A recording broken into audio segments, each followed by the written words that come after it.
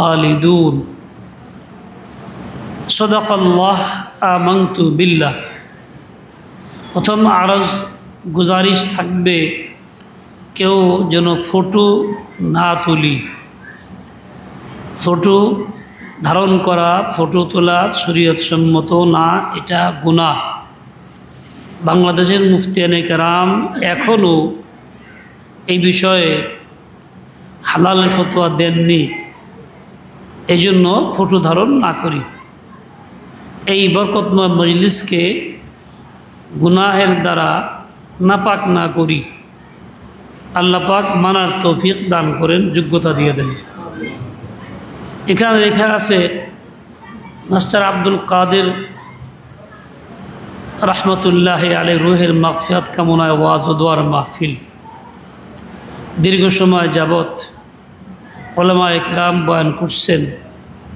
আমার আগেই মুহতারাম মাওলানা সালাউদ্দিন সাহেব অনেক আলোচনা করছেন, গুরুত্বপূর্ণ কথা বলছেন, ঈমান ও আমলের ইসলাহের বিষয়ে আলোচনা করছেন। আল্লাহ আমাদের সহি বুঝ দিয়ে দেন, সেই কথাগুলি বুঝার তৌফিক দেন, মানার তৌফিক দেন। কোরআনে কারীমে আল্লাহ তাআলা এই শব্দটা দুইবার উল্লেখ করছেন, কুল্লু নাফসিন যায়কাতুল মাউতি, যার অর্থ হইল প্রাণ যার আছে এমন সবারই মৃত্যুবরণ করতে হবে, প্রত্যেক প্রাণীরই মৃত্যু আসবে। এক জায়গায় আসে সুম্মা ইলাইনা তুরজাউন, অতঃপর আমার দিকেই তোমরা ফিরে আসবা, অন্য কোথাও যাওয়ার কায়দা নেই। আরেক জায়গায় আসছে ওয়াইন্নামা তুওয়াফাউনা উজুরাকুম ইয়াউমাল কিয়ামা, তোমাদের কষ্ট ক্লেশের আমলের এর সওয়াব পরিপূর্ণ আল্লাহ তাআলা দিবেন কিয়ামতের ময়দানে। এর আগে দুনিয়াতে তোমাদের আমলের বিনিময়ে নগদ পাইবা এরকম চিন্তা করো না। আর বাস্তবে কি আমাদের আমলের যে বদলা আল্লাহ তাআলা দিবেন পুরস্কার দয়া কইরা, দুনিয়াতে এটা সম্ভব না। দুনিয়ার মধ্যে না ধারণ ক্ষমতা আছে, না আমাদের যোগ্যতা আছে, না বুঝতে পারবো, না দেখতে পারবো, না বহন করতে পারবো। একজন হাফেজ কষ্ট করে মেহনত করে কয়েক বছর মেহনত করে সিনা কোরআন ধারণ করে আমল করে দুনিয়ার থেকে চলে যায়, তার বিনিময়ে প্রতি আয়াতের বিনিময়ে এক তালা, তাহলে ৬,০০০ তালার ঊর্ধ্বে একটা বাড়ি। দুনিয়াতে ৬,০০০ তলা বিল্ডিং থাকতে পারে?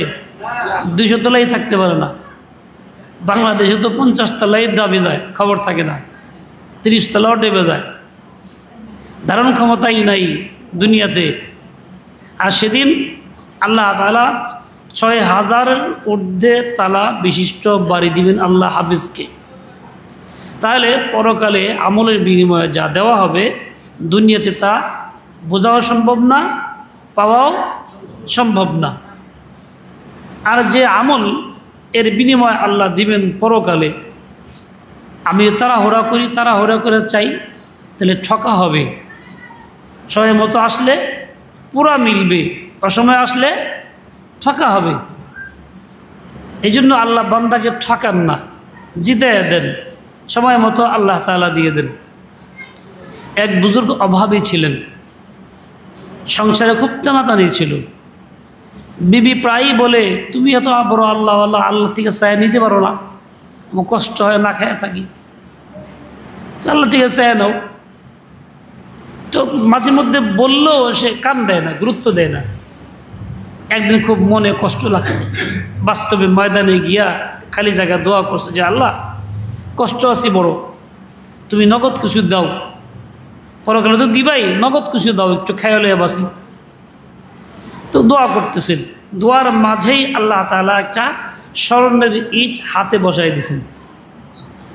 তা স্বর্ণের ইট হাতে পাইলে পরে কীরকম খুশি আমরা, কোন দাম কত টাকা হবে? তাহলে বিরাট কিছু দুনিয়ার নিয়মে। বাস দোয়া শেষ করে ইটটা নিয়ে বাড়িতে আসছে। বিবির কাছে দিয়ে বলে এই যে নাও, চাইছো যে দিলাম, আল্লাহ থেকে চাই আনছি। বিবি তো পায়া মহা খুশি। মা বোনরা সাধারণত টাকা পয়সার প্রতি একটু বুঝেন নাই, তাদের টাকা পয়সার প্রতি আগ্রহ অনেক বেশি, পাইলেই খুশি, যত বড় তত খুশি, না পাইলে খুব বেজার। তো পায়ে খুব খুশি হয়ে গেছে। রাতের স্বপ্নে দেখতেছেন আল্লাহ তাআলা ওনাকে দেখাইতেছে বড় বিল্ডিং, জান্নাতের বাগান, এবং এই বিল্ডিং খুব সুন্দর সাজানো গুছানো, সব ঠিকঠাক, কোনো দোষ নাই, নিখুঁত। কিন্তু ছাদের মধ্যে একটা কোনা, একটা ইট নাই, ফাঁকা।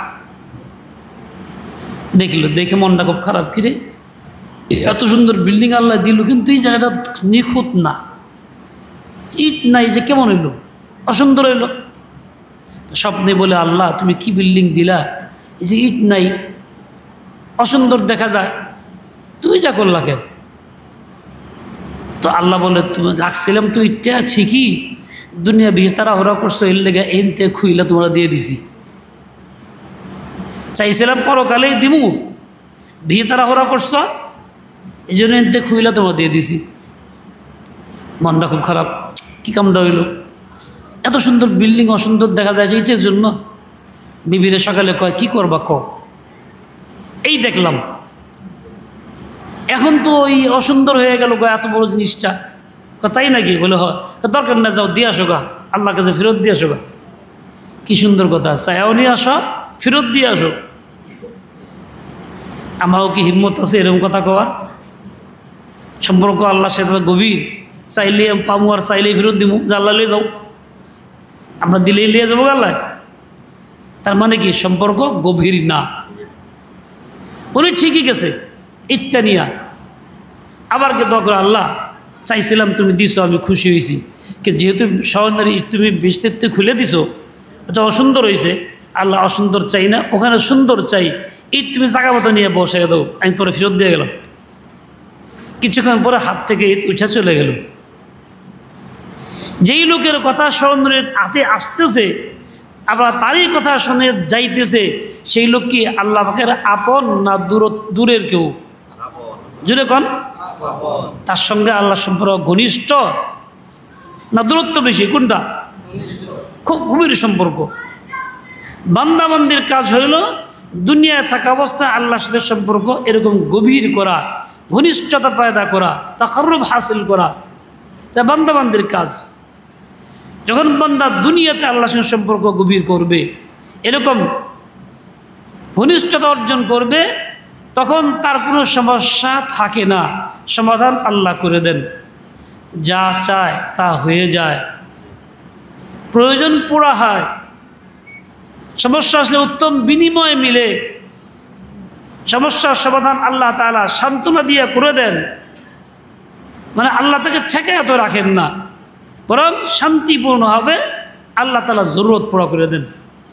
আমাদের এক সাথী ভাই, একসঙ্গে পড়ছি, বয়স আমার চেয়ে বড়, ছাত্র খুব ভালো ছিল না, মাওলানা শামসুল আলম বগরবী, উনি এখন আছেন হায়াতে। দুইজন একই শায়েখের মুরিদ, একই শায়েখের খলিফা।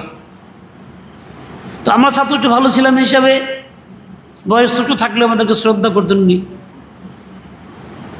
তাকরার একসঙ্গে করতাম। কিন্তু উনি, ওনার বাবা ছিল পীর সাহেব, উনি পীর সাহেব বড় আমলদার মানুষ, বড় ভালো মানুষ। একদিন বিগত জালিম সরকারের আমলে ওনার নামে কিছু মিথ্যা মামলা দায়ের করছে, নিয়ে গেছে ধইরা। ডিজেবের লোকরা বিভিন্ন প্রশ্ন করছে, মাদ্রাসা কোত্থেকে টাকা পান, কোত্থেকে আসে, এত টাকা কোত্থেকে আসে আপনার? উনি জবাব দিচ্ছে টাকা তো নেই, চলে কেমন, ছেঁকাও নাই। কেমন কথা কন? টাকাও নাই, ঠেকাও নেই। আবার যে সব একই কথা, টাকাও নাই, বলি যে কেমন কথা কন? বাস্তব বলি, দেখেন মাসিক মাহফিল আসছে, লোকজন আসছে, পরামর্শ করলাম সকলের খানার ব্যবস্থা করতে হবে, তা দেখা গেল 28,000 টাকা লাগে, 1 পয়সাও নাই, কি করা যায়? তো আল্লাহকে দোয়া করে থাকলাম যে আল্লাহ তোর বান্দারা আসবো, খাইবো, এতগুলি টাকা লাগবে, কই পাবো, আমি ব্যবস্থা করে দাও। ঘন্টা 2 পরে একজন ফোন দিছে, হুজুর আমি অমুক আচ্ছা, আশা করছিলাম আপনার মাদ্রাসায় কিছু খানা খাওয়াইতাম, 28,000 টাকা আমার কাছে আছে, দয়া করে যদি নেন তাহলে আমার এই আশাটা পূর্ণ হয়। লাগবো কত? কত লাগবো বাজেটে? কথা কয় না, একটু আগে না শুনাইলাম, বোঝা গেলে কেউ শুনতেছেন না মনোযোগ দিয়া। কত লাগবো? 28,000। কারো কাছে চাই নাই, ঘোষণা দেয় নাই, কার কাছে বলছে? আল্লাহ তাআলার কাছে বলছে। আর আল্লাহ লোকের দিলে ঢেলে দিচ্ছে যে তুই 28,000 টাকা পাঠা। ফোন দিয়ে হুজুর 28,000 টাকা আমার কাছে আছে, খাওয়াইতে চাইছিলাম, দয়া কে নিলাম উপকার হইতো। তো ঠিক আছে, পাঠাইয়া দেন। বলে টাকা তো নাই, কিন্তু টাকাও নাই। টাকা কি হয়ে গেল? টাকা উদ্ধার হয়ে গেল, পূর্ণ হয়ে গেল। পকেটে নগদ ক্যাশ নাই, থাকেও না, কিন্তু প্রয়োজন পুরা করে দেন কে? আল্লাহ। বান্দা যখন আল্লাহর হয়, বান্দি যখন আল্লাহর হয়, তার অবস্থা এমনই হয়, প্রয়োজন আসে, পূর্ণও হয়।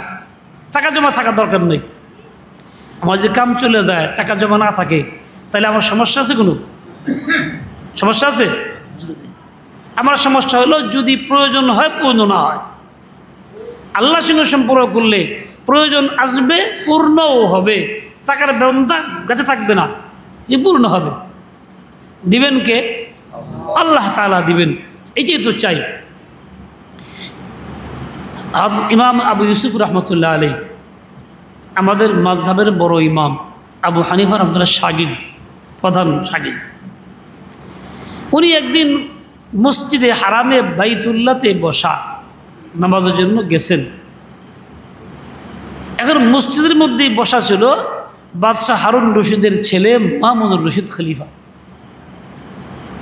আয়েশা মুস্তাফাকে বলে, হুজুর একটা কথা বলতে চাই। বলে কি? আমার একটা আশা, আপনার একটা খেদমত করবো, কোনো কাজ উপকার আমি করে দেব, আপনি বলেন কোনটা করলে আপনার উপকার হয়। একটু চুপ থেকে ধমক দিয়ে বললেন, মিয়া যাও, লজ্জা করে না? আল্লাহর দরবারে বসছি, তোমার কাছে বলুন, যাও। বসছি মসজিদে আল্লাহর দরবারে, তোমাকে বলবো কোন ঠেকা? লজ্জা করে যাও। ধমক দিয়ে উঠাই দিছে। বেচারা কি করবে? এত বড় ইমাম ধমক দিছে, উঠে চলে গেছে। তার মনের ভিতরে চিন্তা হলো যে কেউ এটা কিছু করতে হবে, পাই কোথায়? মসজিদ থেকে কাজ শেষ করে বেরিয়ে গিয়ে ওই গেটের বাইরে গিয়ে দাঁড়া রয়েছে এক জায়গাতে। উনি যখন সব কাজ শেষে বেরোয়েছেন, এবার মুস্তাফা, হুজুর এখন তার মসজিদে নাই, এখন কোন কাজটা আমি করলে ভালো হয়?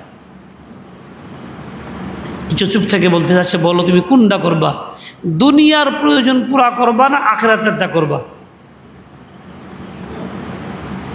দুনিয়ারটা করবা না আখিরাতেরটা করবা? তখন সে বলতেছে যে আখিরাতেরটা কেমনে করবো? যে তো আল্লাহ করবো, যে আমাকে হাতে নাকি, দুনিয়ারটাই তো করবো। এবার প্রশ্ন করছে, বলো দুনিয়ারটা বড় না আখিরাতেরটা বড়? বলে আখিরাতেরটা বড়। বলে আখিরাতের বড়টা যিনি করতে পারবেন, দুনিয়ার ছোটটা উনি করতে পারবেন না, তোমার কাজটা আমাকে যাও, যাও তুমি এখান থেকে। আখিরাতেরটা বড় তুমিই বলতেছো, সেটা করবেন কে? আল্লাহ তাআলা। দুনিয়ারটা ছোট তুই বলতেছো, এই যে তোমার করতে হবো কেন? যিনি বড়টা করতে পারেন তিনি ছোটটাও করতে পারেন। বান্দা যখন মখলুক থেকে মুস্তাগনি হয়, দিল হাঁটায় ফেলে, আল্লাহমুখী হয়ে যায়, তার অবস্থা এই হয় যে সে কারো মুহতাজ হয় না, নিজেকে মুহতাজ বানায় না, শুধুমাত্র আল্লাহর মুহতাজ হয়, আল্লাহর দিকে রুজু করে। কাজে সকল ক্ষেত্রে সে আল্লাহমুখী হইয়া আল্লাহ থেকেই আবেদন করে, আল্লাহ থেকেই চায়া নেয়, মাখলুকের কাছে তার সামান্যত কলিশ থাকে না। তাহলে সম্পর্ক কার সাথে করা দরকার? আল্লাহর সাথে। জুড়ে বলুন, কার সাথে? আল্লাহর সাথে। আমার কথা কি বুঝে আসতেছে না অস্পষ্ট হইতেছে? তাহলে সম্পর্ক কার সাথে হওয়া দরকার? আল্লাহর সাথে। তাও কি সামান্য না বেশি? বেশি। খুব গভীর সম্পর্ক আল্লাহর সাথে হওয়া দরকার, যে সম্পর্কের মধ্যে আল্লাহর কাছে চাইলে, হাত উঠাইলে আল্লাহ তাআলা ফেরত দেন না, যে বান্দা চাইছে এটা ফেরত দরকার নেই। মাসুম শিশু বাচ্চা কত কিছু জিদ ধরে চায় আপনার আমার কাছে। আমার বাচ্চা চাইলে পরে, ছোটো বাচ্চা চাইলে তেমন কোনো প্রয়োজনীয় জিনিস না, তারপরেও মন চায় দেই, না দিতে পারলে মনে কষ্ট লাগে, চাইলেও দিতে পারলাম না, ও জিদ ধরে নিতেই হবে। আমরাও চেষ্টা করি জিদ পুরা করার জন্য। বলে আল্লাহ পাকের বান্দা নিজেকে আল্লাহর সাথে এমন সম্পর্ক গভীর করে মাসুম শিশু বাচ্চার চাইতেও সে আল্লাহর কাছে বেশি প্রিয় হয়ে থাকে। লাউ আকসামা আলাল্লাহি লা আবাররাহু, ওরকম বান্দা যদি কসম খায় আল্লাহকে বলে আল্লাহ যা করে দাও, আল্লাহ তাআলা অবশ্যই তা পূর্ণ করে দেন, মাহরুম করেন না। যে ভাইরা মোবাইল দেখতেছেন মসজিদে বসে বসে, তাকেও আসা দরকার নাই। এখানে বাড়িতে মোবাইল দেখে এখানে মোবাইল দিতে লাভ কি আর আইসা?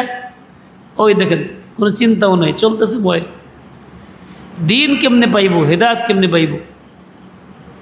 হ্যাঁ, আল্লাহ হেদায়েত দেন। এই যে অবস্থা, লাউ আকসামা আলাল্লাহি লা আবাররাহু, যে বান্দা যখন কসম খায়া বলে তো আল্লাহ সেটাকে পূর্ণ করে দেন, তাকে মুক্ত করেন, কসম ভাঙ্গাইয়া গুনাহ করান না। একজন মহিলা সাহাবী খুব উচ্চ সুশিক্ষিত, তখনকার নিয়মে তা না, মহিলা মানুষ, কিন্তু সম্পর্ক আল্লাহর সাথে কেমন গভীর। তার আপন ভাই, এই ভাইয়ের সাথে আরেকজন সাহাবীর দ্বন্দ্ব হয়েছে, ঝগড়া হয়েছে। ঝগড়ার এক পর্যায়ে আতাহাতি হয়েছে, তো দাঁত ভেঙে গেছে। ওই সাহাবীর বিচার আসছে রসুলের কাছে। রসুল বললেন যে আল্লাহর আইন আসিন্না বিসিন্নি, দাঁতের বদলে দাঁত, দাঁত ভাঙছ ভাঙিয়ে দিতে হবে, এটাই ফয়সালা। যখন এটা আওয়াজ ছড়াই গেছে দাঁত ভাঙ্গা হবে অমুকের, তখন তার বোন দৌড়ায় বাইর থেকে আসছে, এলোপাথারি চুল তুল, এত সুন্দর সাজগোজ তো কিছুই নাই, খাওয়া দাওয়া তো ছিল না, চামড়াগুলি মসৃণ না, উসকুসে চামড়া। ইয়া রাসূলুল্লাহ, আল্লাহর কসম করে বলি ভাইয়ের দাঁত ভাঙতে দেওয়া হবে না। বল তুমি কি বলো? আল্লাহর হুকুম। আবার আল্লাহর কসম করে বলি দাঁত ভাঙতে দেওয়া হবে না। তুমি কি বলো যে আল্লাহর হুকুম? আবার বলে, 3 বার বলছে। এর মধ্যে আল্লাহ ওহী পাঠাইছেন, যদি সে ক্ষমা করে দেয় অথবা বিনিময়ে টাকা দিয়ে সে ছেড়ে দেয়, তার দাঁত ভাঙ্গা দরকার নাই। আয়াত নাযিল করে দিলেন। একজন মহিলার জিদ কেমন হইল, যেই জিদে আল্লাহ তাআলা হুকুম পাল্টাইয়া ফিদিয়ার হুকুম দিয়ে দিলেন।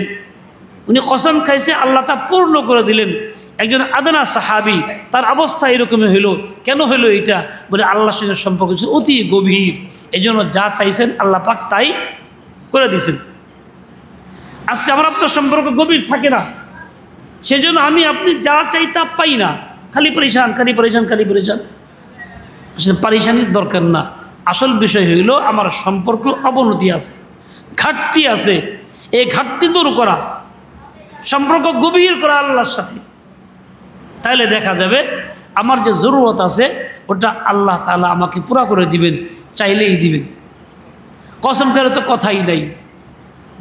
ছোট বাচ্চা যেমন আদরের হয়, আল্লাহ পাক ওই বান্দা বান্দিরা ওইরকমই আল্লাহর কাছে মাসুম শিশুর চেয়ে বেশি আদরের হয়।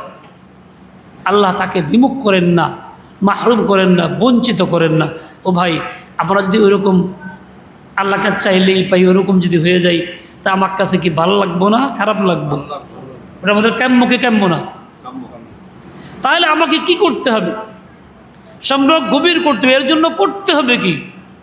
এর জন্য করণীয় কাজ হইল, 1 নম্বরে যত গুনাহ আছে প্রকাশ্যে অপ্রকাশ্যে, শুনি দেখি জানি, এইসব 1 নম্বরে তওবা করে বাদ দিয়ে একদম ছাড়া দিয়ে উঠতে হবে যে আমার জীবনে গুনাহ লাগবে না। দীর্ঘদিনের পুরাতন ঘর, জিনিসপত্র এলো পাথারি, এনদা কাঠ ভাঙছে, টিন ছিদ্র হয়েছে, এন দিয়ে দাইবে গেছে গা, অনেক উল্টাপাল্টা কাগজপত্র আবি জাবি এগুলো তৈরি হয়ে রয়েছে। আপনি চাইছেন এটাকে সুন্দর করবেন, ঘরটাকে মিস্ত্রি লাগাইছে, বেরাবার ঠিকঠাক করতেছেন, এরপরে এইসব ফুলের জিনিসগুলো সবগুলি সরা ঠিকঠাক করে একদম বের করে ঝাইরা ঝাড়ুটো কইরা ময়লা পরিষ্কার কইরা তরতিব মতো রাখছেন, তাতে সুন্দর হয়েছে কি হয় নাই? যেমন আপনি ওইরকম ঝাড়ুটো কইরা সব ফালায় ফেলে দিয়ে সাফ করে ফেলবেন, আমার আপনার জিন্দগির যত গুনাহ আছে এরকম, এই সবগুলি জানা অজানা তওবা করে একদম ঝাড়ুটো কইরা সব ফালায় দিয়া একদম পরিষ্কার হয়ে উঠবো। প্রথম কাজ হলো এটা। এই কাজ যে করে তার সঙ্গে সম্পর্ক আল্লাহ তাআলা গভীর হয়। এমন ব্যক্তিকে আল্লাহ তাআলা বন্ধু বানায় নেন। কি বানায় না? কি বানায় না?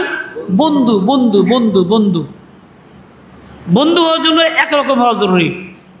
আমার মতো একজন মানুষ হলে আমার বন্ধু হইতে পারে, গরু আমার বন্ধু হইতে পারে না। আমরা ভাবের আদান প্রদান মানুষ সাথে করতে পারি, ছাগলের সাথে পালন করতে পারুম না।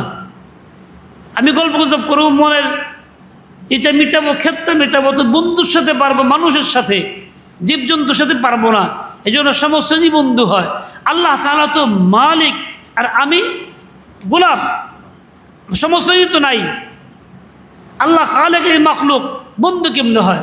অথচ আল্লাহ বন্ধু বলতেছেন কোরআনের মধ্যে, হাদিসের মধ্যে আছে আল্লাহ বন্ধু বানায় না। বলে এটা আল্লাহ তাআলা বিশেষ বিশেষ দরজা রাখছেন। শ্রমিককে বন্ধু বানাইলে মালিক যেমন শ্রমিককে বন্ধু বানায় ফেলতে পারে, তার মর্যাদা অনেক বেড়ে যায়। সকল শ্রমিকরা তাকে ভয় করে, তার কথা মানে যে মালিকের দুস্থ হয়ে গেছে। আল্লাহ তাআলাও কোনো কোনো বান্দাকে বন্ধু বানায় নেন, তার দ্বারা সমস্ত বান্দারা খালি সমস্ত মাখলুকের উপর তার দাম বাড়ায় দেন। দেখেন বেহেশতে আমরা ছিলাম না? ছিলাম তো। কেমনে? বাবা আদম বেহেশতে ছিলেন, মা হাওয়াও বেহেশতে ছিলেন। এনারা বেহেশতে ছিলেন একটা সময়, আল্লাহ পাক যতদিন রাখছেন, আমরা তাদের সন্তান হিসাবে তাদের সাথে বেহেশতে ছিলাম। কথা বুঝেন নাই? তাহলে আমাদের আদি ঘর কোথায়? কথা কন না, কোথায় আদি ঘর? কোথায়? বাপ মা আদম ও হাওয়া, তাদের সন্তান আমরা, আসল বাসস্থান জান্নাতে। জান্নাতে রাখছেন আল্লাহ তাআলা। ওখানে থাকলে ভালো হইতো, আরামসে খাইয়া পারতাম, ঘুমাইয়া পারতাম, কাজকর্ম করা লাগতো না, এত হাট পরিশ্রম করা লাগতো না, হালাল হারাম চিন্তা করা লাগতো না, কত আরাম হইতো না? আল্লাহ তাআলা তা বাদ দিয়ে কইছে দুনিয়াতে যাও, এই বিতু মিনহা, এনতে নামো, দুনিয়াতে যাও। বাবা আদমকে, মা হাওয়াকে, তার সাথে এক দুশ্মন পাঠাইছে ইবলিসকে, যা সবচেয়ে যা। কেন পাঠাইলেন? কি দরকার ছিল? বলে ওইখানে থাকা অবস্থায় তুমি বন্ধুতে উন্নতি হইতে পারত না, তোমাকে দুনিয়াতে এমন কাজকর্ম দিয়া, পরীক্ষা দিয়া, পাশ করাইয়া বন্ধু বানাবেন, সেজন্য দুনিয়াতে পাঠাইছে। কথা বুঝতে পারলেন? কে কে বুঝছেন? আপনার দেখি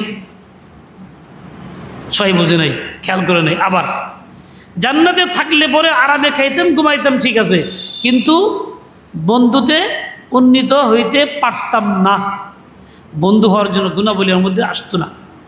দুনিয়াতে এলে পাঠাইছেন কেন? পরিশ্রম করো, মেহনত করো, পরীক্ষা দাও, পাশ করো, বন্ধু হও। তাহলে বন্ধু বানানোর জন্য যে স্তরগুলি দিছে, পাশ করে আমাকে যাইতে হবে। বুঝাইতে পারলাম? তাহলে আল্লাহ তাআলা এই জন্য দুনিয়াতে পাঠাইছেন, বন্ধু বানানোর জন্যই। পুরা কপাইলা সে যে দুনিয়াতে আল্লাহর বন্ধু হয় না, নিজেকে আল্লাহর বন্ধু বানায় না, এই জন্য তার পরিশানি যায় না কখনো।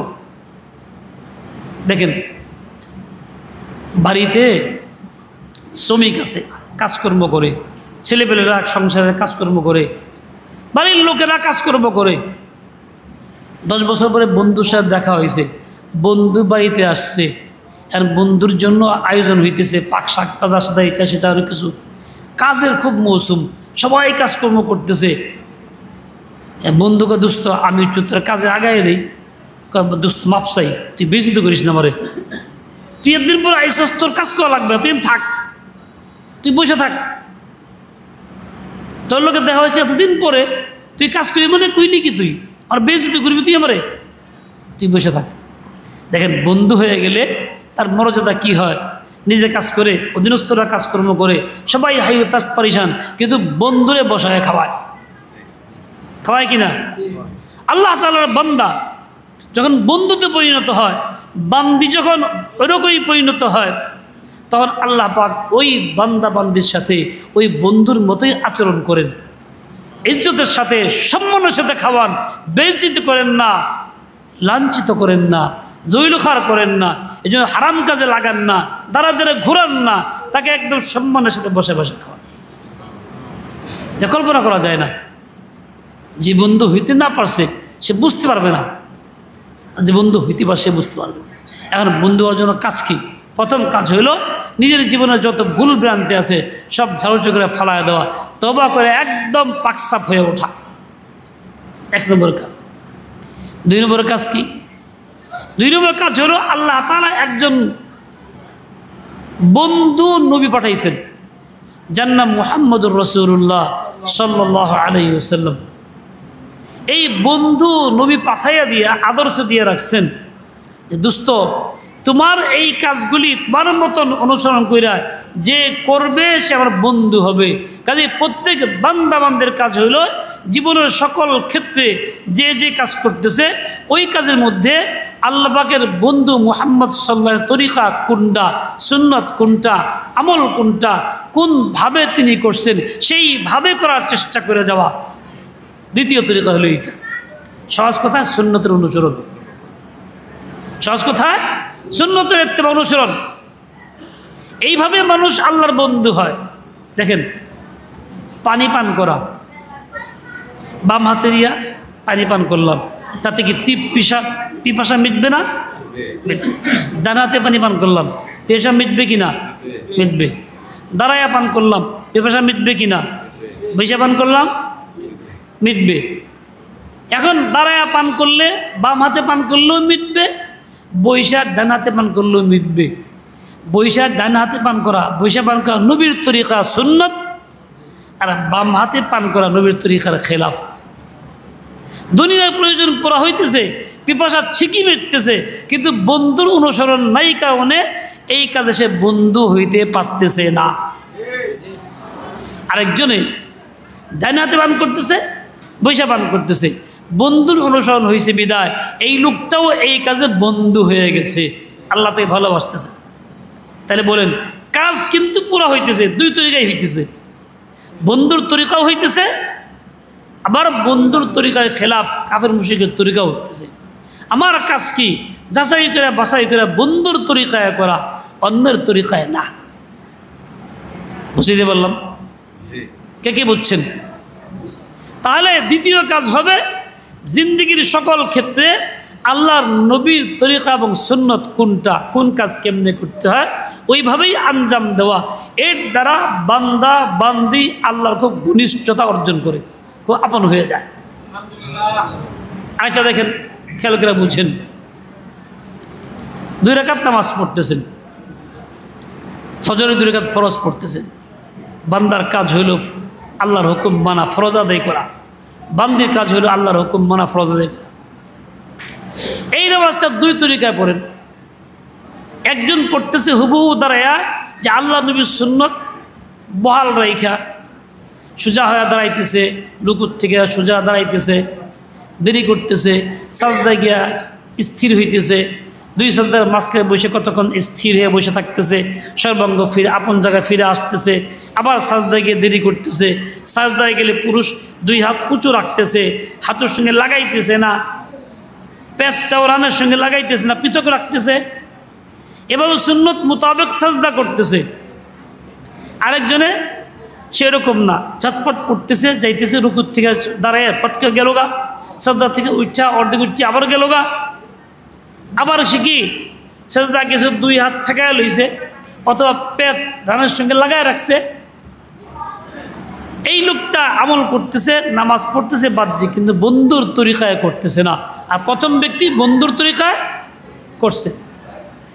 প্রথম ব্যক্তি যে বন্ধুর তরিকায় করছে সে আল্লাহর কাছে আপন বন্ধু হয়ে গেছে, কারণ বন্ধুর অনুসরণ সে করছে। দ্বিতীয় ব্যক্তি ফরজ আদায় করতে গেছে, বন্ধুর তরিকায় চলে নাই, সেজন্য সে ফরজ আদায় করা সত্ত্বেও বন্ধু হইতে পারে নাই। বুঝতে পারলাম? কে কে বুঝছেন? কোন দেখি হাতরান দেখে কে বুঝছেন? আলহামদুলিল্লাহ, সেই বুঝদান করেন। তাহলে আমার বন্ধু হওয়ার শর্ত হলো এইটা, সকল কি নামাজ, কি রোজা, কি হজ, কি যাকাত, কি খানা, কি পান করা, কি ঘুমানো, কি সংসার অন্য কোনো কাজকর্ম করা, কি ব্যবসা বাণিজ্য করা, সকল ক্ষেত্রে বন্ধুর তরিকাটা কি সেইভাবে করার চেষ্টা চালায়া যাওয়া, এর মধ্যেই তার মর্যাদা বৃদ্ধি হয়, এর দ্বারা সে বন্ধুত্ব পরিণত হয়। এবার আপনার কাজ হইল এখন থেকে জানা শোনা যে কোন কাজটা কেমনে করতে হবে, সুন্নত তরিকাটা কি। এই তরিকা দ্বারা আমি আল্লাহর আপন বন্ধু হয়ে যাব। এই যে আজকে দেখেন মাস্টার আব্দুল কাদের সাহেব মারা গেছেন, আল্লাহ রহম করুন, মাফ করে দেন। সবাই তারা জানি শুনি, ভালো জানি, কিন্তু আল্লাহর দরবারে কি মর্যাদা কে বলতে পারি না। আমরা বাহ্যিকভাবে জানি উনি ভালো মানুষ ছিলেন, ভালো কাজ করছেন, দাওয়াতের মেহনত করছেন, মানুষের ভালো ব্যবহার করছেন, সব ঠিক আছে, কিন্তু আল্লাহর কাছে কি পাওয়া না তা তো আমরা ঠিক আমরাও কেউ জানি না আমাদের কি অবস্থা হবে, আমরাও কেউ জানি না। কিন্তু কিছু লক্ষণ আছে যে এই লক্ষণ দ্বারা বোঝা যায় এই লোকটার পরিণতি ভালো। ঠিক আমার আপনার জিন্দিগি সুন্নত থাকে, তাহলে আমার আপনার জিন্দিগি দ্বারা বোঝা যাবে যে এই লোকটার পরিণতি ভালো। সুন্নত থাকলে বোঝা পরিণতি ভালো, আর সুন্নত না থাকলে বোঝা দূর যাই কিছু। আমি এক বাস্তব কথা বলি, মোমেন সাহেব জানাজায় ছিলাম, জানাজা পড়ে হলো আমাদের এক ছাত্র, একদম প্রথম শ্রেণীর ছাত্র, গায়ে পায়ে খুব বড় উঁচা লম্বা, এক বাবার এক সন্তান, হাতের মতন বড় হয়ে উঠছে, রুমাল একটা লাগায়, বিরাট বক্তা। এখন জানাজা যখন দাঁড়ায় গেছে 3-4 কাতার, আমি দ্বিতীয় কাতারে দাঁড়াইছি, আমার সাথে এক লোক দাঁড়াইছে, তাকে মানুষ বলে আনসারি। এই লোকটা প্রথম জীবন খুব অন্যরকম ছিল, খারাপ ছিল, খুব কঠিন দুর্দান্ত লোক ছিল, কিন্তু আল্লাহর মেহরবানি আলেমদের সোহবতে খুব ভালো হয়ে গেছে।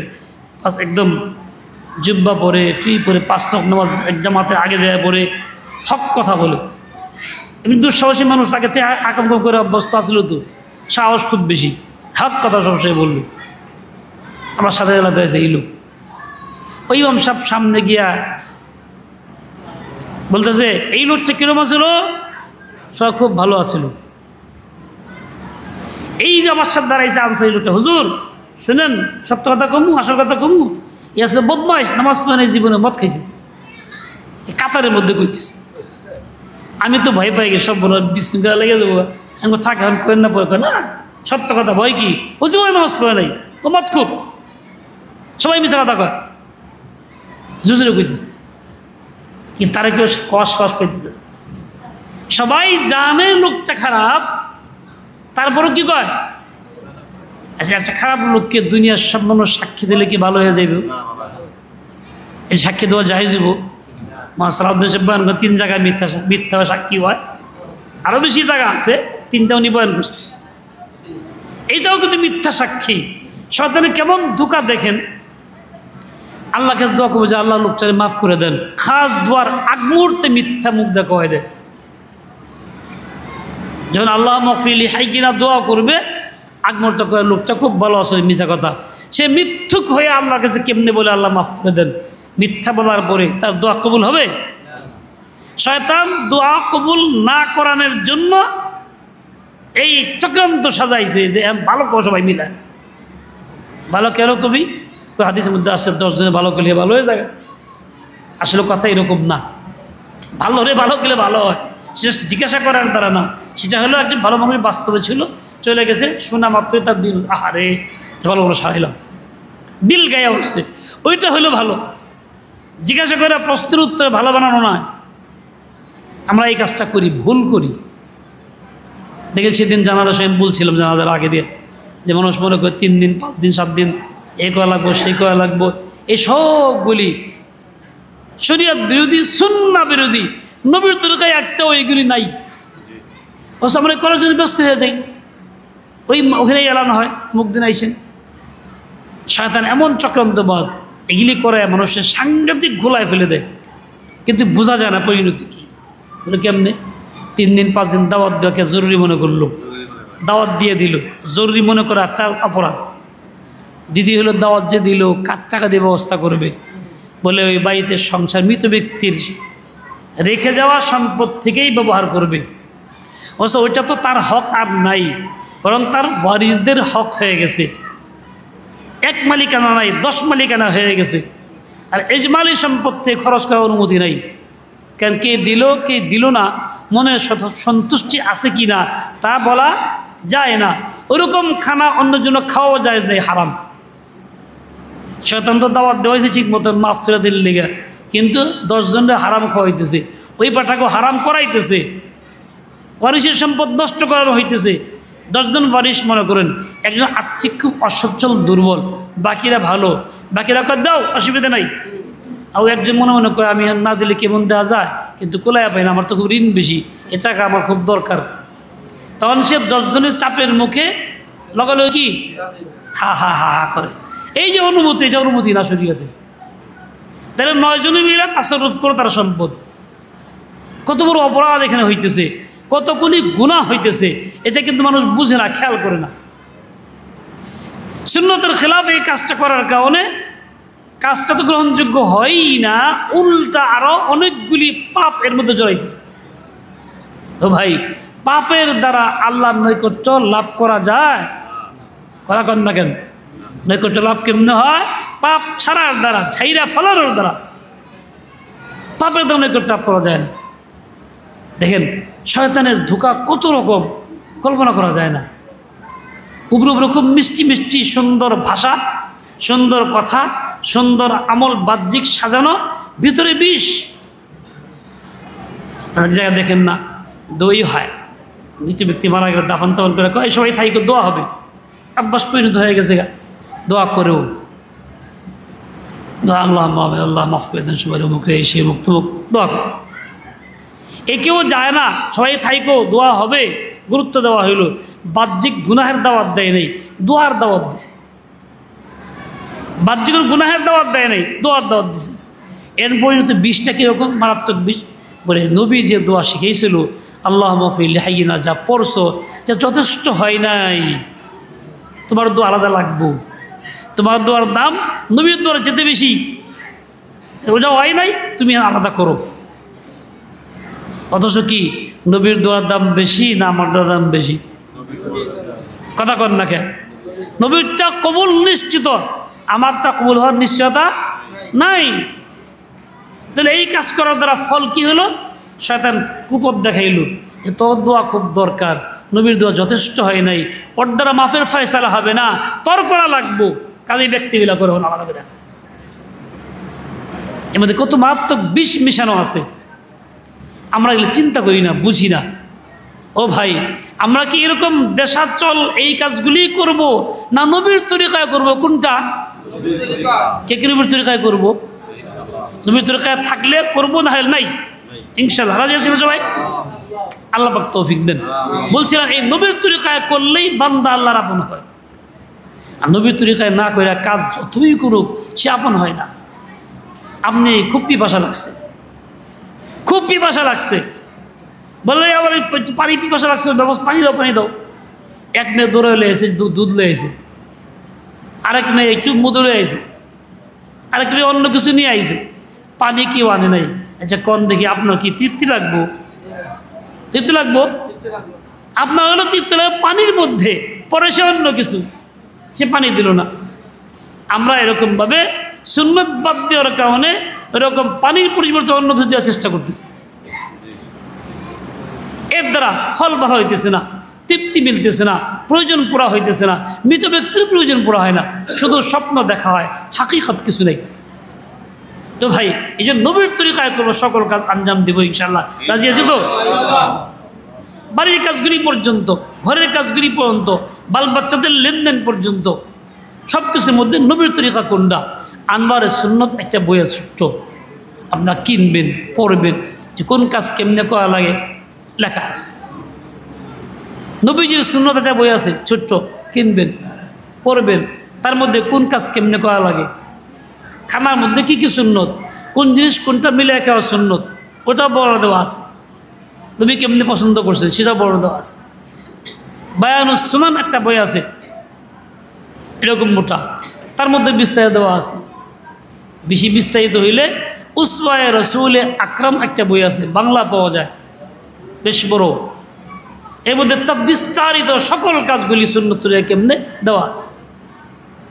আমরা ওগুলি সংগ্রহ করতে পারি, সেই মোতাবেক কাজ করতে পারি।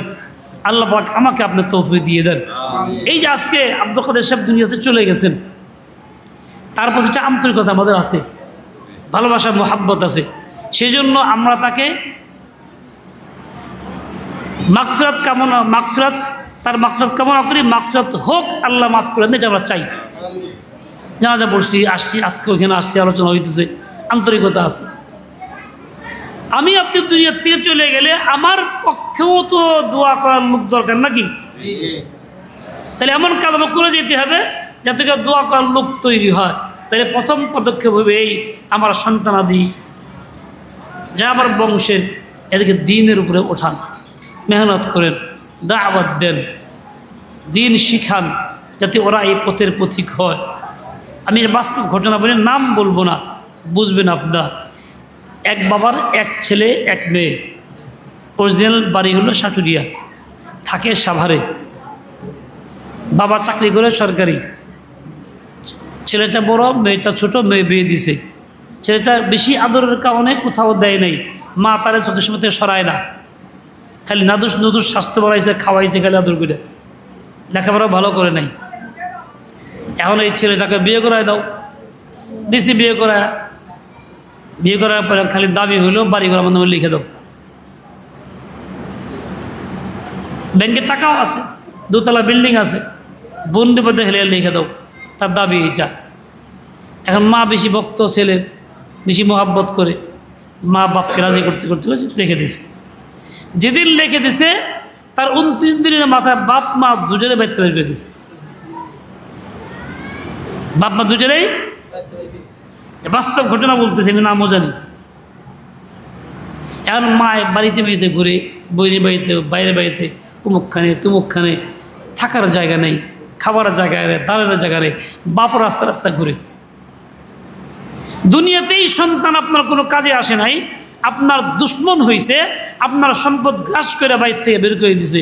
আপনি এরকম সন্তান দিয়ে পরকালে কি আশা করতে পারেন? এরকম সন্তান 2, 4, 5টা থাকলে কিছু আশা করা যায়?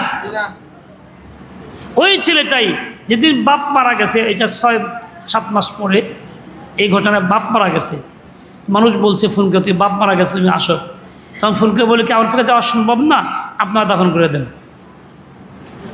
মানে জবাব কি দিছে? যাওয়া সম্ভব, দাফন করে দেন। যে ছেলেটা এখনই এই কথা বলে বের করে দিছে, জানাজায় হাজির হইতে রাজি না, ওই ছেলে দিয়ে আপনি কি আশা করতে পারেন?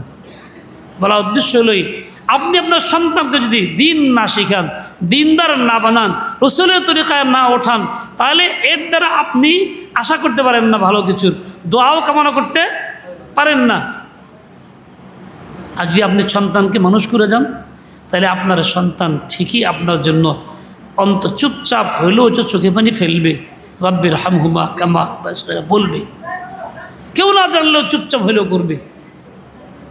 এই জন্য আপনার কাজ হলো, আপনি দোয়া করার লোক চাইলে আগে নিজের সন্তানের দিকে মানুষ তৈরি করেন, তাকে আল্লাহর পরিচয় দেন, রসুলের পরিচয় দেন, কোরআনের পরিচয় দেন, ইসলাম কি পরিচয় দেন, কার কি হক তাকে শিখাইয়া দেন, যাবতীয় বিষয়গুলি শিখাইয়া দেন।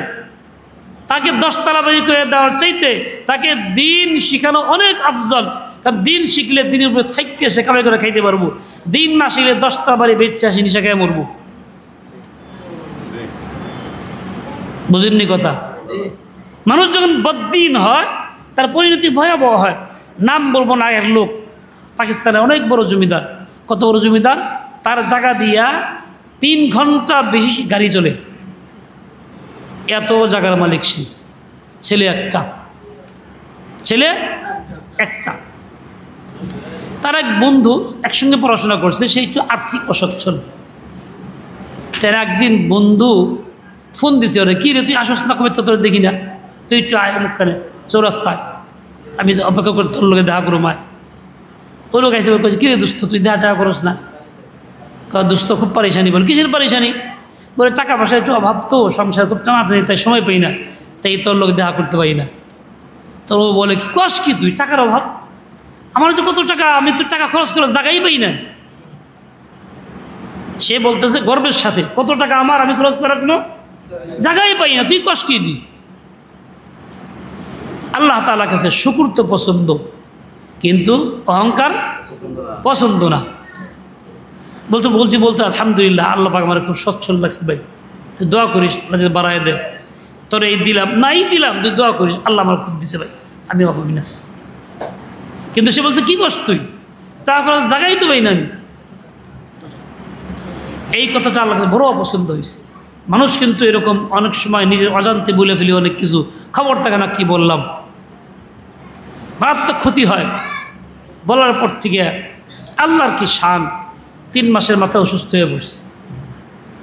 অসুস্থ, এমন অসুস্থ, এখন এই যে রোগ চিকিৎসার দেশে নেই, ক্যান্সার, এখন হইতে হইতে হইতে হইতে সব টাকা পয়সা কয়েক বছরে একদম সর্বনাশ, মারাই গেল। ছেলেকে দিন শিখায় নাই। এখন ছেলে হইল কম বয়সে বিবাহের আগেই বাবার সকল সম্পদের মালিক। টাকা পয়সা বেশি হইলে বন্ধু জোটে খালি, বন্ধুরা জুটছে খালি খুব বুদ্ধি দিয়েছিল, অমুকখানে যাই, অমুক খেলায় লওয়া যাই, এত টাকা দে, চল নিশাখুর, নিশা খাইগা, অমুক ক্লাবে যাইগা, এইসব করে করে খালি টাকা ওরাইছে 2 হাত দিয়া। বিদেশে নিয়ে গেছে আকাম কাম করার জন্য, ইচ্ছে মতো খরচ করছে। যখন ব্যাংকের টাকা শেষ, জমি বেচা শুরু করছে। জমি বেচার ইচ্ছা মতো আকাম কাম করে। 4 বছরের মাথায় এই ছেলে ওই চৌরাস্তায় ভিক্ষা করা শুরু করে, যে চৌরাস্তায় বাপ বলছিল টাকা খরচ করার জায়গায় পেই না। আল্লাহ পাক শুকুর পছন্দ করেন, অহংকার পছন্দ করেন না। বান্দা তোমার কাজ হলো শুকুর গুজার হও, ছেলে পেলেকে শুকুর গুজার বানাও, তাহলে সে দুনিয়াতেও সুখে থাকবে, তোমার জন্য দোয়া করবে। আনুষ্ঠানিক দোয়া করা লাগবে না। যে আনুষ্ঠানিক দোয়া আজকে আয়োজন, এটা শরীয়ত সম্মত না। মৃত ব্যক্তির জন্য আনুষ্ঠানিক দোয়ার আয়োজন, এটা শরীয়ত সম্মত না। স্মরণ সভা শরীয়ত সম্মত না। যাক, এই বিষয়ে কিছু কথা হয়ে গেল। ওলামা কেরাম বললেন, এই কথাগুলি যদি আমি পাথেয় বানাই নেই, জীবন কামিয়াব। কি বলেন? যে কথাগুলি আগে বেশি হইল, ইনশাল্লাহ পাথেয় বানাইতে পারবো না আমরা, পুঁজি বানাবো না ইনশাআল্লাহ তাআলা। 2-1টি কথা আর একটু বলি। কয়টা মাঝে? ও কি আপনাদের বেশি কষ্ট হয়ে যেতেছে? 2-1টি, বেশি লম্বা করব না। আমারও খুব টাকা, কারণ গত রাতে মোটেই ঘুমাই নেই, দিনে তো ঘুমার সময় পাইনি। ডাক্তার বলে বলছে আপনি 10 ঘন্টা ঘুমাইবেন, রাত 10টার পর জায়গা আপনার হারাম। কিন্তু আমি পারি না, ব্যস্ততার কারণে হয়ে যায়। ওই 2-3 ঘন্টা ঘুমায় হয়, এরকম অবস্থা। ও ভাই, এই যে আমি সকল কাজ, সকল গুনাহ ছেড়ে ঝাইরে বড় মুক্ত হয়ে যাব, 1, সকল কাজ আল্লাহ তাআলার নবীর তরিকায় করব। 2, 3 নম্বর কাজ কি? 3 নম্বর কাজ হলো এটা, যে জায়গায় জিকির সে জায়গায় করব, যে জায়গার আমল সে জায়গায় করব। বাথরুমে যেতে বাথরুমে দোয়া পড়ব, পানি পান করছে পানি পান করে দোয়া পড়ব। চুপ থাকবো না, মুখে দিলে ওই দোয়াটা থাকবে, এটা জিকির। যেই জায়গার যে আমল, ওই জায়গার সে আমলটা করব। বাজারে যাই দোয়া পড়ি না, বাথরুমে যাই দোয়া পড়ে ঢুকি না, পানি পান করি দোয়া পড়ি না, আজান শুনি দোয়া পড়ি না। আচ্ছা, ওই দোয়াগুলি জিকির। যেই সময়ের যে আমল আছে, ওই আমলের ওই জিকিরটা আমি করে যাব ইনশাআল্লাহ তাআলা। 3 কাজ যে করবে সে আল্লাহর ওলি বন্ধু অবশ্যই হবে। বলেন, আল্লাহর ওলি হইতে চান কে কে? বন্ধুকে কে হইতে চান? তাহলে এই 3 কাজ আপনাকে করতে হবে। এবার একটা কথা বলি, আল্লাহর বন্ধু ওলি হওয়ার জন্য এই সব কিছুর আগে শর্ত কি? ঈমান থাকা না না থাকা? ঈমান থাকলে বন্ধু হওয়া যায়, ঈমান না থাকলে বন্ধু হওয়া যায়। ঠিক মৃত্যু ব্যক্তির মাগফিরাত হবে ঈমান থাকলে, না থাকলে মাগফিরাত হবে না। দোয়া কবুল তার পক্ষে হবে ঈমান থাকলে, না থাকলে দোয়া কবুল হবে না। এমনকি যার ঈমান সহি নাই, তার জন্য দোয়া করা নিষেধ। স্বয়ং কোরআনের মধ্যে আল্লাহ বলেই দিয়েছেন, মা কানা লিন-নাবিয়্যি ওয়াল্লাযীনা আমানু আন ইস্তাগফিরু লিল মুশরিকিনা ওয়ালাউ কানু উলি কুরবা। নবীর জন্য, ইমানদারদের জন্য অনুমতি নাই কোনো মুশরিক ব্যক্তির মাগফিরাত কামনা করা, যদিও সে ঘনিষ্ঠ আপনজন হয় তবুও না। তার মানে শিরক না, ঈমান আগে থাকলে দোয়া করো। এবার দেখি আমাদের ঈমান আছে কি নাই, থাকে কি না, একটু খেয়াল করি।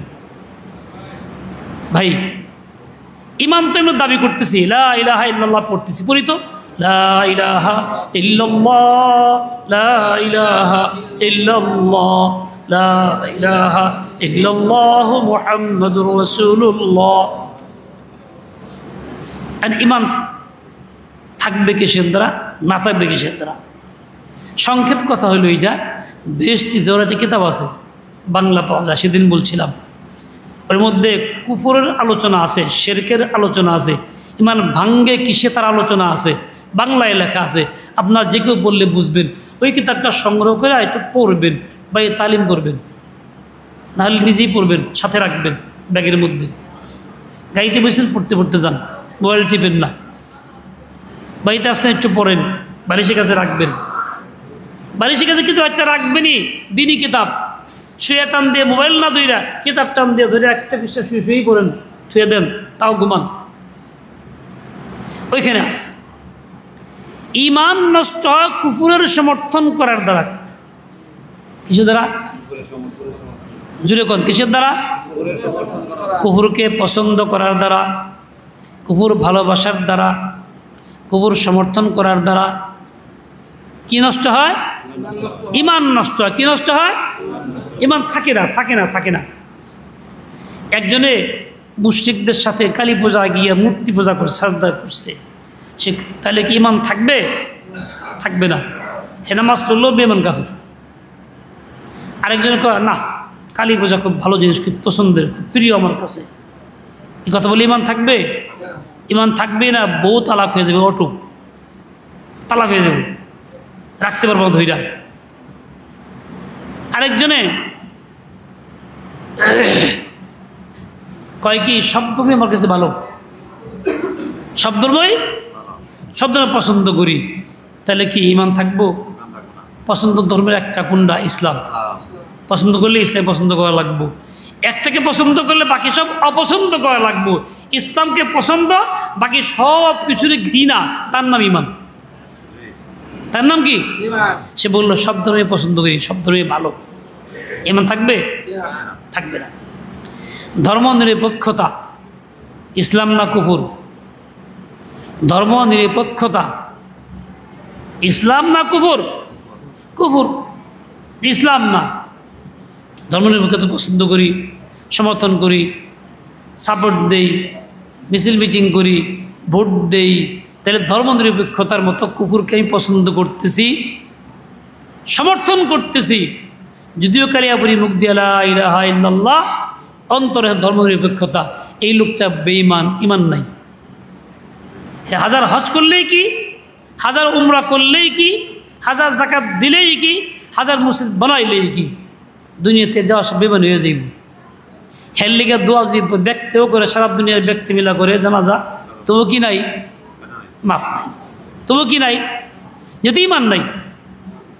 শুনতে কষ্ট লাগতেছে, মনের বিরুদ্ধে কথা। তো মনের বিরুদ্ধে কথা হলো বাস্তব এইটাই। কোনো কুফুরকে সমর্থন করার দ্বারা, পছন্দ করার দ্বারা কি হয়ে যায়? ঈমান নষ্ট হয়ে যায়। ঈমান নষ্ট হয়ে, মানুষ বেঈমান কাফের হয়ে যায়। আল্লাহর গালি দিলে কি ঈমান থাকে না? থাকে না? কথা কর না কেন? কেউ যে আল্লাহর গালি দেয়, আল্লাহকে সম্মানের মালিক না ইজ্জতের মালিক? কথা কয় না, বুঝেন না কথা। আল্লাহ কি ইজ্জতের মালিক, সম্মানের মালিক, নাকি অপদস্থ? আল্লাহ কি সম্মানের মালিক কিনা? একজনে কয় আল্লাহু আকবার, নামাজ পড়ে আকবার কয় না, আকবার আকবার, আল্লাহু আকবার, আল্লাহু আকবার। এরকম লোকের সংখ্যা অনেক আছে। আকবার মানে কি জানেন? ধুলা মিশ্রিত, লাঞ্ছিত। সে বলে মুখ দিয়ে আল্লাহ লাঞ্ছিত, আল্লাহ ধুলা মিশ্রিত। নামাজের মধ্যে আল্লাহু আকবার। তাহলে সে কি বললো? আল্লাহরে গালি দিল না আল্লাহর সম্মান করলো? হে পড়তেছে নামাজ, দিতেছে গালি আল্লাহরে। নামাজ দূরের কথা, ঈমান থাকবো নি? বলে করে ঈমান থাকে না, তার বেঈমান কাফের হয়ে যায়। তাহলে আল্লাহু আকবার শুদ্ধ করে পড়াটা কতটা জরুরি, এটা না হলে ঈমানই থাকে না। ও মুসলমান ভাইরা আমার, মা বোনরা আমার, আমরা এই যে চলতেছি, স্রোতে চলতেছি, কি যে কইতেছি, আল্লাহরে গালি দিই না সম্মান করি, তা তো নাই না। আল্লাহু আকবার, আল্লাহ মহান, বড়, বড়ত্ব প্রকাশ করার দাবি। আল্লাহু আকবার করে গাইদের মতো আল্লাহ তাআলা লাঞ্ছিত, অপমানিত, আল্লাহরে গালি দেওয়া হলো এই শব্দের দ্বারা। নামাজ হবে? ঈমান থাকবে? তাহলে শুদ্ধ না করার কারণে ঈমান নষ্ট হলো এইভাবে। এখানে যদিও কুফুরকে সমর্থন করে না, ডাইরেক্ট কুফুর করছে। এখন বলেন ইমান রক্ষা করা দরকার না দরকার না? জরুরি কি জরুরি না? তাহলে আমাকে এগুলি রক্ষা করতে হবে, শুদ্ধ করে পড়তে হবে, কুফর থেকে বাঁচতে হবে, কুফর সমর্থন থেকে বাঁচতে হবে। আচ্ছা, ঠিক তেমনি দ্বীনের কোনো কাজকে অপছন্দ করার দ্বারা ইমান নষ্ট হয়ে যায়। দ্বীনের কোনো কাজকে অপছন্দ করার দ্বারা কোরআনে পাকে বলেন وإذ قال ربك للملائكة إني جاعل في الأرض خليفة يا داوود إنا جعلناك خليفة في الأرض। আল্লাহ খলিফা বানাইছেন, খেলাফত ব্যবস্থা কায়েম করছেন, আল্লাহ নবী তা প্রতিষ্ঠিত করছেন, সাহাবায়ে কেরাম খলিফারা সেগুলি পূর্ণ ব্যবস্থা কায়েম রাখছেন। এটা কথা কোরআনেও আছে, হাদিসেও আছে। যে কেউ খেলাফত ব্যবস্থার কথা কয়, ভাল লাগে না, এই যুগের না, যা পছন্দ হয় রাজনীতির কথা। কোন ইমাম বয়ান করতেছে, আলেম বয়ান করতাম, তার কাছে কষ্ট লাগে, মাথার মধ্যে বাড়ি লাগে, ভাল লাগে না। অর্থাৎ কয়ে ফেলে হুজুর বাদ দেন, রাজনীতির কথা বাদ দেন বলে ফেলে। বলে এই যে লোকটা পছন্দ করে চুচু করে কিংবা বলে বাদ দেন, এই একটাও মুসলমান না, সবচেয়ে বেঈমান কাফের। ভাই যে বলার দরকার নাই, বুঝেন, আমল ঠিক করেন, ইমান ঠিক করেন। ঠিক তো ঠিকই, কইলেও ঠিক না কইলেও ঠিক, করা দরকার নেই, আপনি ভিতরে কন। তাহলে এই যে এই লোকটা পছন্দ করো না আল্লাহ তাআলার খেলার ব্যবস্থাকে, এটা বেঈমান। আর চলো প্রতিরোধ করলো না, এটা বাদ দেন বাদ দেন বাদ দেন করে দিল। যদি নামাজ পড়ে, কপালে ঘাও হয়ে যায়, উমরা করে, হজ করে, দুনিয়ার সবাই তার প্রশংসা করে, মাইক দিয়ে তার প্রচার হয়, পঞ্চমুখ, কিন্তু সে ইমানদার না, বেঈমান, ইমান শেষ করে দিছে। এইসব করে যদি ইমান হারা হয়ে দুনিয়ার থেকে যায়, এরকম অনুষ্ঠান 50টা করলেই কি? আর এইসব না করে খাঁটি ইমান নিয়ে যাই, অনুষ্ঠান করা লাগবো না, আল্লাহ এমনি মাফ করবে।